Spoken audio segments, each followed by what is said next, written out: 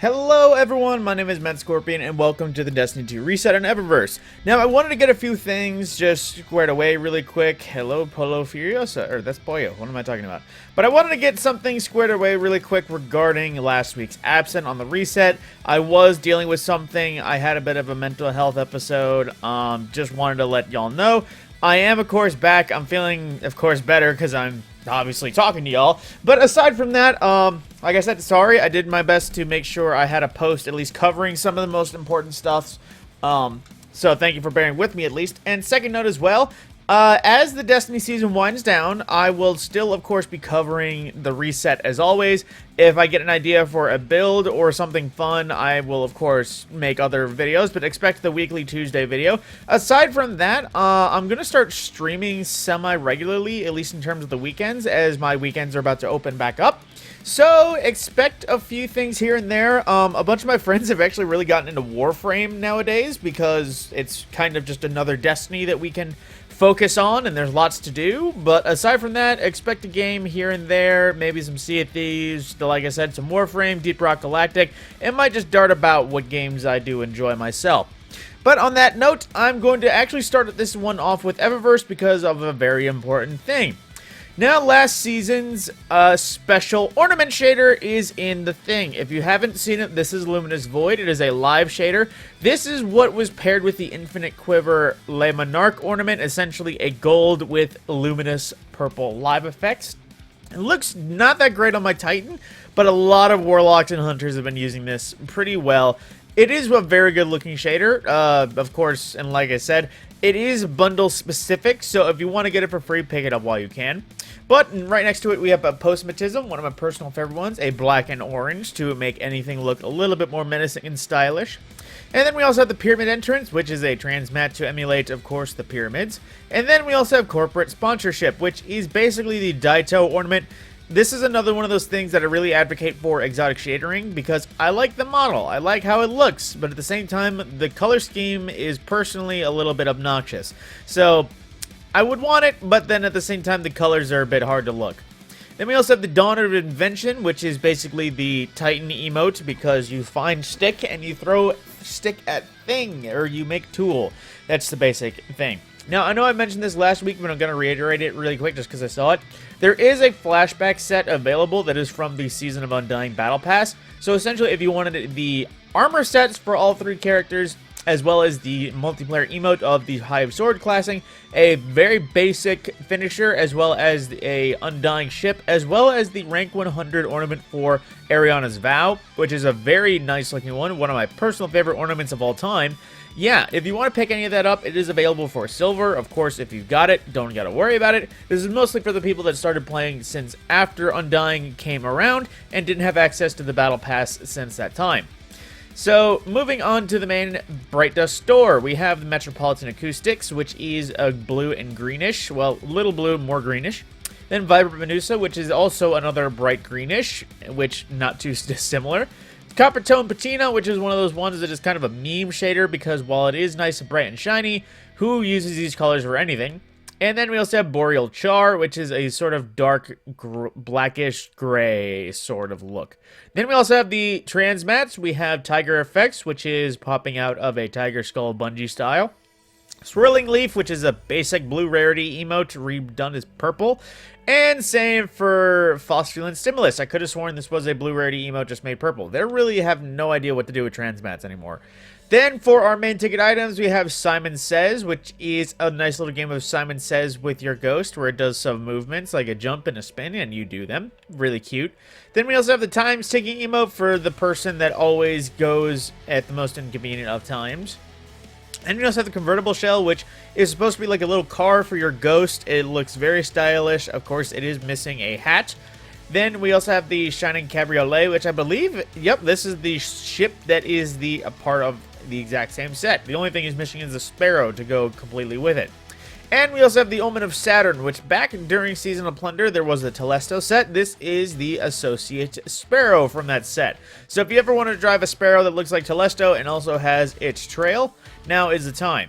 And last of the good stuff, we have Shiro's Watch for Trespasser, which is basic a homage to Shiro, because he is in lore the wielder of Trespasser, the sidearm, so it's only fitting that this sidearm gets a Shiro-based ornament. And lastly, as always, and definitely least, a Season of the Lost projection. Now, getting into the rest of the world, like I said, the season is pretty much winded down. So while there is still going to be Iron Banners, there is going to be another event come Destiny time. I probably won't be covering it as much as I usually would, but for the future to be determined. Now, for Zavala, we currently, for weapons, have Loaded Question Adept. A very solid fusion rifle. At the same time, though, I think this might be at the bottom of the offerings, except maybe Izume. I don't know how well meta this is, but I think this might be the least sought-after thing on the docket for this week. I'm pretty sure this is going to be phased out of rotation, that and Braytech Osprey pretty soon. But on that same note as well, the Nightfall, it is not a terribly hard one, especially for the GMs. Birthplace of the Vile, while it is a bit annoying, and there is of course Scorn, which is always a pain to deal with, just because Scorn weaponry seems more OP than anything else, here are your modifiers to deal with. All 3 elemental shields, Unstoppable and Overload champions, a Void Threat, which keep in mind the final boss is a Scorn sniper, so unless you very much stack in dealing with this, it will hurt almost one shot always. Then the usual Grandmaster modifiers, including Extinguish, Limited Revives, Empath for enhanced radar with increased melee damage, but then Chaff, which this makes it really annoying just because obviously you get better radar and no radar, so it's just a net 0 increased melee damage from enemies. Then seasonal overcharge weapons, as well as Strand, Solar, and Overcharge Fusion Rifle for everything in terms of buffs. Then getting into Gambit, there's actually something to talk about because Gambit does currently have an active rank booster. So if you wanted to go through Gambit and get your ranks done for any reason, whether it's seasonal or just collecting the shaders and the various stuffs you can earn from Gambit, now is the time that you can take advantage of that. And speaking of Crucible, last week we had boosted trials, I believe, and of course we'll have trials again, but no Iron Banner, at least for another couple of weeks, I'd say. But in that same respect as well, our rotation matches are Clash, regular controlled for 6v6, unranked, competitive as usual, Showdown for 3v3 quick play, and Checkmate Clash for our Labs mode, and as usual, Rumble, in case you wanted to know what is available there. Now, in terms of the broad world, I'm actually going to start with Dares of Eternity, just to keep it in the front of my mind. The reset order is Cabal, Taken, and Crota for Legendaries of Eternity. Now, getting into our farming stuff. Now, our weekly farming dungeon is actually the Duality Dungeon, which, since they had its cheese patched, it's not the best option to go for Artifice gear. It is still an option, and I do think a lot of people prefer this over Spire of the Watcher, at least in terms of farming. Obviously, Grasp is the best, but here, there's not so terrible. And of course, that means Master Mode is again available. I forget if this is not available during regular times, but just in case. Then, in terms of our raid, it is the Last Wish raid, thematically of Wise. It is, of course, because it's farmable, all challenge modes are active. This doesn't have a master mode and companion, so there's no master mode to do. But of course, if you wanted to kill Riven 1,000 times, get 1,000 keys, and then run a Queen's Walk to get your 1,000 voices, or just farm Cali for weapons, or like I said, just go for 1,000 voices and collect any red borders you want, now is the time to do it because this is the easiest week that it is available. And on that same retrospect, heading throughout the other places in the world, for Neomuna, our weekly incursion zone is in the Zephyr Concourse, which means the partition of the back door is available. And the weekly mission for Neomuna is Downfall, where I believe this is one where you go into the Typhon Imperator to, you know, find the radial mast. Now, I know I skipped a little bit ahead. Need to hit up raid. So like I said, all current challenges are active in the Dreaming City. When you go to the moon in terms of Garden of Salvation, currently it is the 0 to 100 challenge, which is the final encounter, the Minotaur boss encounter for challenge mode. Then going to Europa in the Deep Stone Crypt, current active challenge is the Copies of Copies. It's the second encounter Atrax challenge, which is a pretty easy one to ignore if you cheese it or just one phase it. Then, checking in for our Legends tab and everything else, a Vault of Glass is the Wait For It challenge, which if I recall is basically Templar challenge. Then for King's Fall, we have the Hands Off challenge, which I keep forgetting what Hands Off or all the King's Fall challenge modes are, so just to keep it in mind.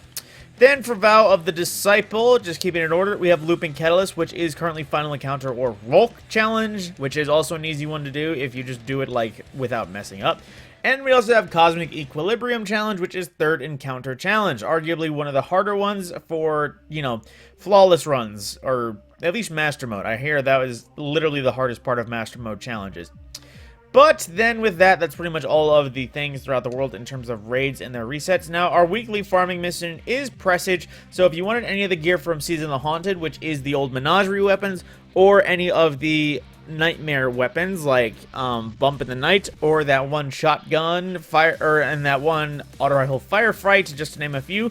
If you want to go for that, that is some time to get some free red borders just for doing the completions in the weekly challenge.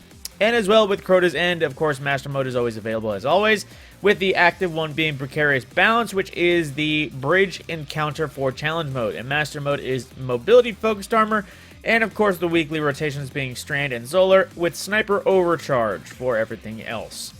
Now, with that, there is, of course, new weekly seasonal stuff, which I'm hoping gets extended just because we're having a super long season.